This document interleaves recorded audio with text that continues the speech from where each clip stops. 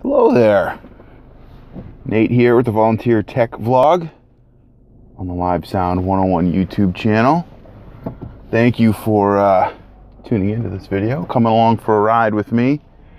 I am headed over to the church to do audio on this lovely Sunday morning, and I want to talk about multi-band compression on my drive in. So have you heard about this newfangled thing? It's actually not that new, called multi-band compression. I want to talk about the theory behind multi-band compression, kind of what it does, because for most people, for most volunteers or people new to sound, that's kind of like when I make these videos, I kind of have the volunteer in mind, somebody new. I don't know if those folks actually watch any of these videos, but that's like that's the whole idea of the channel, is to basically explain the basics to somebody new. And what I found is there's a lot of actual, live sound people that listen to it just because it's interesting, or it's not necessarily teaching them something new, but it's like, oh, here's this guy Nate talking about live sound stuff that I'm into.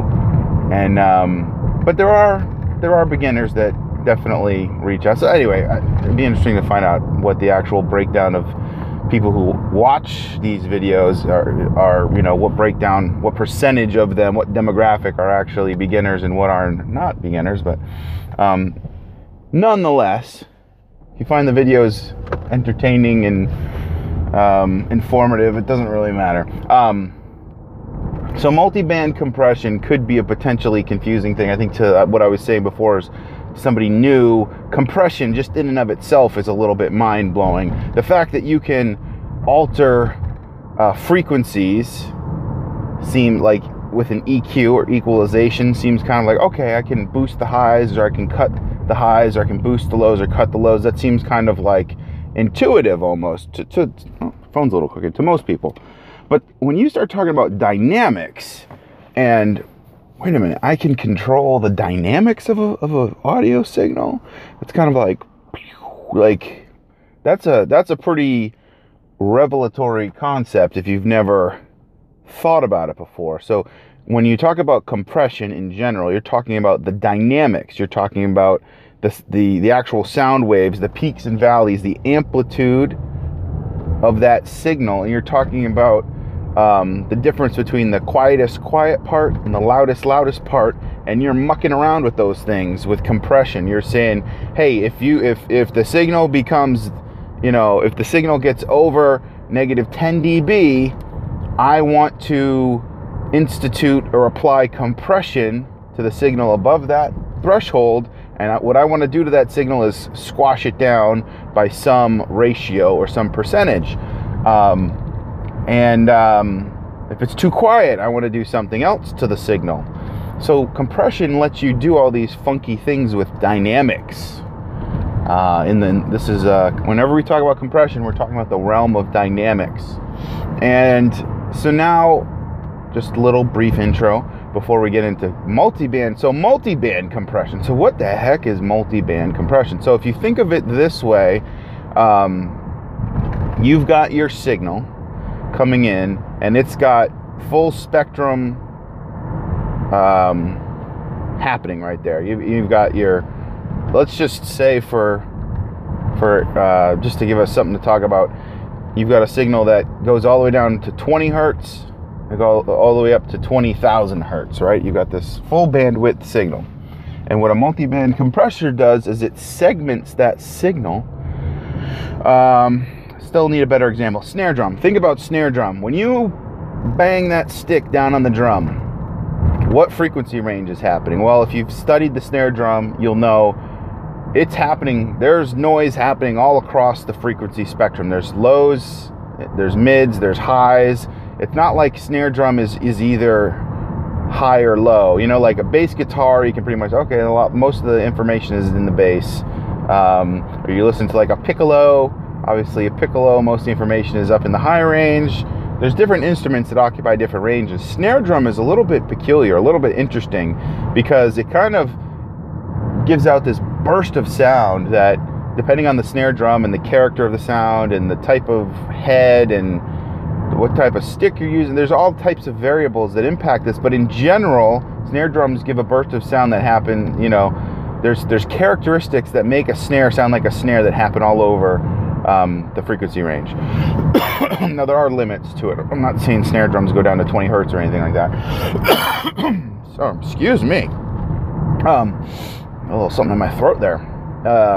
But think of that full bandwidth range, and what a multiband compressor does is it segments it. It divides it up into, depending on the multiband compressor, let's just say 4 ranges. You got your lows, your mid-lows, your mid-highs, and your highs.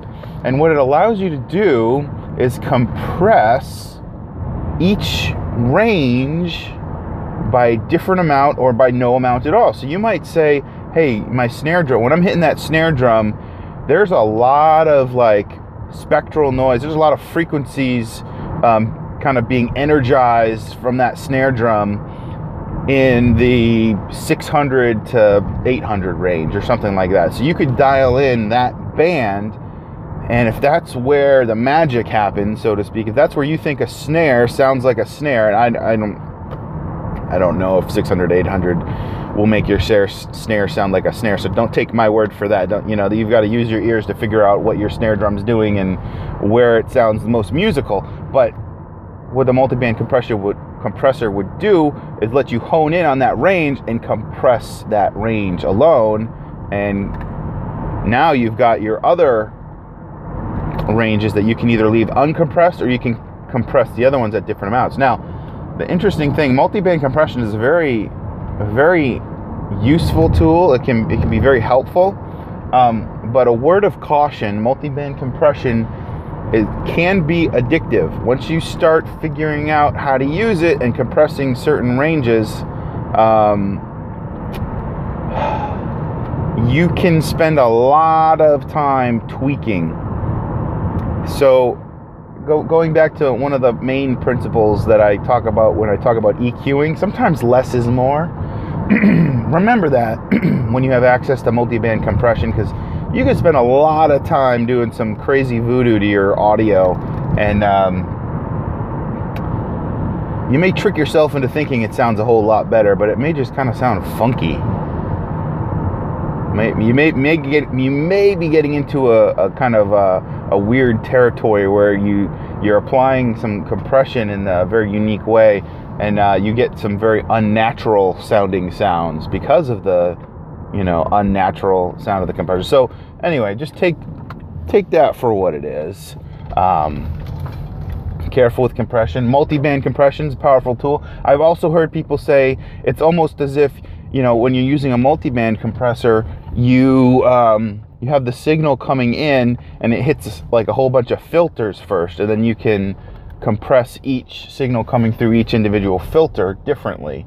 So I don't know, you still got all your other settings when you talk about compression. You still got your ratio, you still got your knee, you still got threshold, you've got attack, you've got release, all those basic compression settings, but you should be able to segment each section, each frequency portion, if you will, and compress it differently according to what you want to really bring out in the sound. So anyway, that's my little crash course multiband compression for dummies kind of explainer video. I'll put this down as another audio lesson in that audio lessons playlist. But anyway, I hope you found this video helpful, and if you've got any comments, if I miss anything, if I misspoke, if you think I don't know what I'm talking about, let me know in the comments, because that's how we learn, right? This is what I believe is true about multiband compression. I'm pretty confident about it. I've been studying audio. I've been a student of audio for a long time, but I don't know everything. But I know enough to teach basics to somebody else. So that's what I'm aiming to do here. Anyway, thanks for coming along for the ride this morning. I'm gonna go in and get the mix going on my Yamaha TF5. I'll see you in the next video.